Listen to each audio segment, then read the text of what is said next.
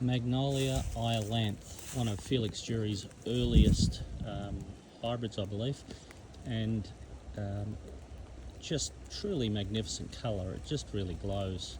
The purplish and pink hues, lavender hues against the whiter, paler tepals, just is excellent. And really, I mean, he's done so many great cultivars continuously for many years after this, and then of course Mark Jury's son continued hybridising many great varieties. We've just seen Honey Tulip released in Australia recently, and just a great legacy to the Jury family for Mark and Felix with their hybridisation of Magnolias. It's truly world class, and there's few hybridisers have excelled what the Jury family have achieved with Magnolias. It's just an absolute star-studded performance with all the different Magnolia varieties that are well known to anyone that's an enthusiast of Magnolias. The size of these are exceptional. They can spot flower for up to a couple of months even, so it's a long flowering period. They can even flower in the summer months, although the foliage is there, so they're not as exceptional and don't stand out as much when the plant's covered in foliage. Obviously, most of the main flowering season is now from winter into early spring, late winter, early spring. So, you know, exceptional. Look at the size against my hand. They're huge flowers, exceptional quality. The tepals are sort of really nice texture. They sit well on the bush all the way to the bottom of the plant, and makes ultimately quite a huge tree. The original tree that Felix pointed out to me when I was visiting many moons ago in New Zealand was just, you know, it was breathtaking to say the least. And the number of blooms and the scale of each individual bloom was just a showstopper. And you know, you go through all these new hybrids that you see of all different genera of plants, and you get excited when you see new ones, but you get back to sometimes the varieties that were hybridized early on, and sometimes they were so exceptional that they inspired people like the Juries to continue, because, you know, to get this sort of success early on in your hybridizing is just overwhelming. Really beautiful blooms, and a great garden plant as well. So try your Magnolias. Look, you know, you don't have to put great big tree types like Iolanthe. It is a big tree. You can put smaller varieties that will suit your location better, but if you've got space for a big tree size Magnolia, Iolanthe is, and any of the Campbellii varieties, hybrids, are exceptional. You know, that they're big trees, but you know, you can pick varieties that are more suitable to the scale of your own garden, and also the colour contrast that you're trying to achieve. And there's such a breadth of colours in the Magnolias, from purest whites, creams, palest yellows, then rich canary yellows, all the way through your pinks, slowly darker pinks into red and mauves, and obviously purples is a colour that's amongst a lot of the cultivars that have been named.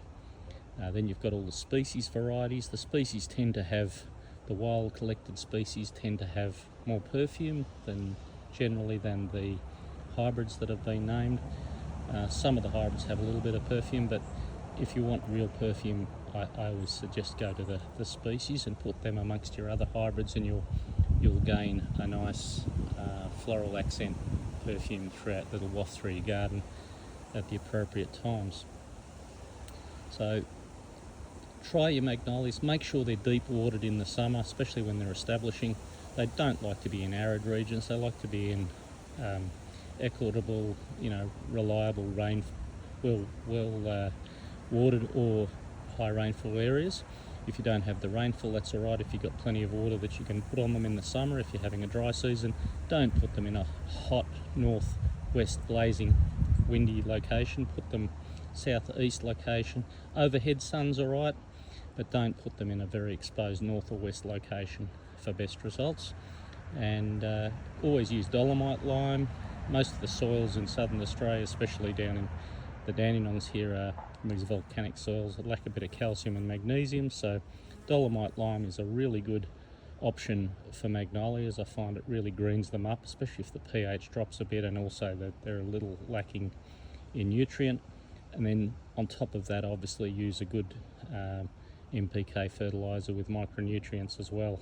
On an annual basis would be helpful, although once they're established, like big plants like this, you can do them every second or third year will be adequate. But if you're willing to go the extra yard, especially in the first few years of doing a bit of dolomite lime and a bit of fertilizer on an annual basis, is a good idea. Late winter, early spring, and even autumn, both those times, while there's still a bit of warmth in the soil, both those times are a good time to put these additives to your soil. They'll sweeten the soil and make the plants a little bit more strong growing and healthy. Beautiful group of plants, magnolias, sometimes overlooked, but for whatever reason, I don't know. I think it's people fear magnolias, planting them sometimes, but you know, they're showstoppers. When they flower, everything else seems secondary to them. They're elegant, and they sit on the branches so beautifully, and I don't think this plant is any exception to that rule. So anyway, Magnolia Iolanthe, from the most wonderful southern hybridizer of magnolias in the world, Felix Jury.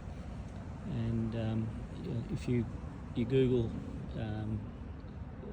Mark Jury or Felix Jury, or even Abby Jury, Mark's wife, she's got a wonderful blog on the plants that they've grown in their incredible garden, and it's accessible for everyone, so really worth a look, and you'll learn a lot because there's a lot of accurate information, but not only botanically, but a real deft feel for plants and what is a good plant, a good garden plant. So well written articles and a lot of information that's helpful to more established gardeners, but also to the new gardeners starting out. You couldn't go wrong if you followed the guidance of people like the Juries. So been there several times, been some years since I've been there now, but really lovely people, great garden and great collection of plants.